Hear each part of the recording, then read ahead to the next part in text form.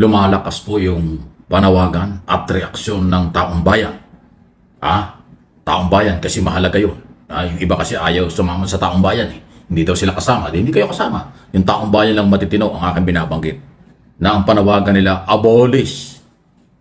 I-abolish na raw ang Senado. Grabe ano? Parang wala na talaga silang tiwala. Nawala na ng tiwala mga kaibigan. Yan ang masamang epekto ng mga pinagagagawa ng ibang mga senador na nag-archive doon sa kaso ni Sara Duterte na impeachment sa halip na maghintay sa final decision ng Supreme Court ay hindi ginawa. Pangalawa, ang gusto talaga nila dismissal without trial. Napaka-unfair sa mga mamamayang Pilipinong may-ari ng pera doon sa 612 milyong tinatanong sa Office of the Vice President at yung iba pang posibleng kasalanan niya. Kaya sabi ko, dumadami pero mahirap gawin kasi po ang pag-abolish sa Senado hindi ganong kadali. Dahil kasi pag inabolish mo ang Senado, i-abolish mo rin ang Kongreso. Pero ma-abolish lang yung mga yan kung babaguhin ang saligang batas. Kung mangyayari yung sinasabi ko na revolutionary government, dahil ito legal naman yun, baguhin, isara ang lahat ng mga opisinang hindi kailangan at lagyan ng OIC o acting ang maghahawak, tapos gumawa ng bagong saligang batas, alisin na yung presidential system of government, magpunta na tayo sa federal o parliamentary system, mawawala yung mga yan.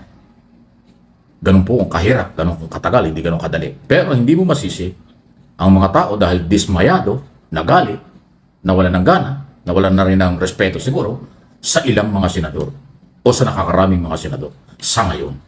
Kasi ibang-iba na po ang Senado ngayon kumpara doon sa mga senador at senado ng nakalipas na mga panahon. Ngayon masyadong walang prinsipyo, puro pamumulitika lang, kampihan, hindi ho panindigan nila yung kailang trabaho at posisyon as senador ng Republika ng Pilipinas. Mataas na posisyon, mataas na kalidad dapat ang kailang ginagawa. Ngayon kampihan, kaya ho, nasira sila. Okay? Sunod na ating pag-usapan, Tito Soto, Marcoleta sa debate. Ito. Yung debate. Kasi marami naka-observe na si Tito Soto, yung kanyang pagiging veteranong senador, lumutang kung paano siya makipagdebate sa plenaryo. Komparado sa bagong senador, pero dating congressman na si Marcoleta. Abogado lang siya. Pero pagdating mo sa prinsipyo at argumento, mas malalim si Tito Soto sa aking observation. Diba? Kumpara doon sa ang dating ni Marcoleta, parang kawalan ng respeto sa mga congressman. Kawalan ng respeto sa buong kongreso. At nasabi ko na kung anong dahilan kasi may galit yan sa mga congressman at sa speaker kasi nawalan siya ng posisyon. Doon sa 19th Congress, tinanggal siya sa mga committee membership at kung ano pa posisyon dahil nga siya iba ang galaw. Kaya nung siya maging senador, nag-ibang dating. Parang gusto niyang ibaliwala yung authority, exclusive power ng Kongreso sa proseso ng impeachment. Hindi lang siya abogado ng kanyang paniniwala sa batas. Kung hindi siya naging abogado na rin ng mga Duterte, lalo na si Sara Duterte. Kaya mas magandang dating ni Soto dahil kahit siya nasa oposisyon, minority leader nga, pero yung kanyang pagiging independent at malasakit dun sa purpose na nasa ng katotohanan, nasa ng katarungan. Kailangan try and decide. Gawin natin ang constitutional duty ng mga senador. Hindi. Ayaw ko talaga. Nanaig po yung paninindigan ni Marcoleta at sinuportahan ng majority ng mga senador kaya ako nagkaganon. Anyway, malaya po kayo makapag-comment tungkol dyan. Kayo ba isang ayon doon? Mas mahusay si Soto makapagdebate. Mas neutral si Soto kaysa sa kay Marcoleta. Ayun. Okay? Eto na naman. Hindi talaga mawawala ito Sara Duterte. Kasi alam mo na, kailan mo mawawala sa usapan yung mga Duterte? Ako, sawa na rin ako dito sa mga ito Kaya lang sila ho yung laman ng balita araw-araw Dahil may kaso sa ICC, yung matandang Duterte. Ito naman si Sara, maraming ginawang kalokohan na hindi niya may paliwanag. Tapos biyahe ng biyahe. Sa kanyang mga biyahe, walang ginawa kundi paninira sa Pilipinas. Yung ibang kapatid niya, iba rin kung magsalita. Duterte rin. Di ba? Nakita mo naman yung isa, nakamunod suntukan. O nung labanan, nawala naman. Tumakas naman. Kaya, sa totoo lang, kung nagsasawa ang mga kababayan na puro Duterte, ako ganoon din. Kung meron lang ibang istorya, talagang hindi ko na pinapansin ito Kaya lang, sila po ay mga opisyal ng gobyerno, congressman, mayor, vice president, at dating pangulo, talagang sila yung laman ng usapan. Kasi sinasabi, Mike, puro ka naman Duterte, abay natural. Alam ka naman natin pabayaan ang kailang ginagawa. Alam ka naman konsintihin natin ang kailang ginagawa. Hindi na ho maganda sa mamamayan Pilipino. Hindi rin maganda sa gobyerno. Hindi ho magandang asal, hindi ho magandang halimbawa sila eh. Masyado silang umaabuso. Pati pananalita, pati galaw, lahat na ginagawa nila. Hindi dapat pamarisan eh.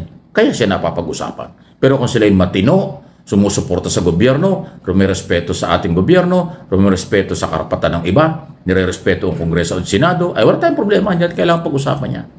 Kaya napapag-usapan kasi ang attitude nila parang sila hari-hari. Katulad nito.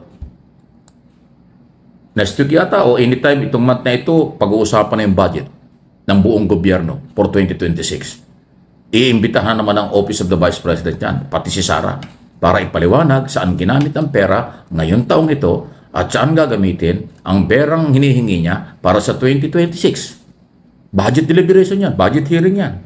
Obligado na naman siyang humarap. O, haharap ba siya? Makikipag-ugnayan ba siya? O katulad ng mga nakaraan na para bang siya pa yung siga? Hindi na nga sumasagot ng matino sa mga congressman, ayaw respeto and aid of legislation at budget deliberation, baka ito mangyari naman, aabangan na natin ito. Pag isinalang ang budget ng Office of the Vice President, siya na naman ang magpapaliwanag dito kung anong gagawin niya, kung saan gagamitin ang pera at magkano ang hinihiling. Kasi ngayon, kung di ako kakamali, parang parehas lahat, kaunti lang ang diferensya ditong budget for 2025 at 2026. Pero kahit na magkaano man yan, ipapaliwanag pa rin niya saan mo ginamit at saan mo gagamitin.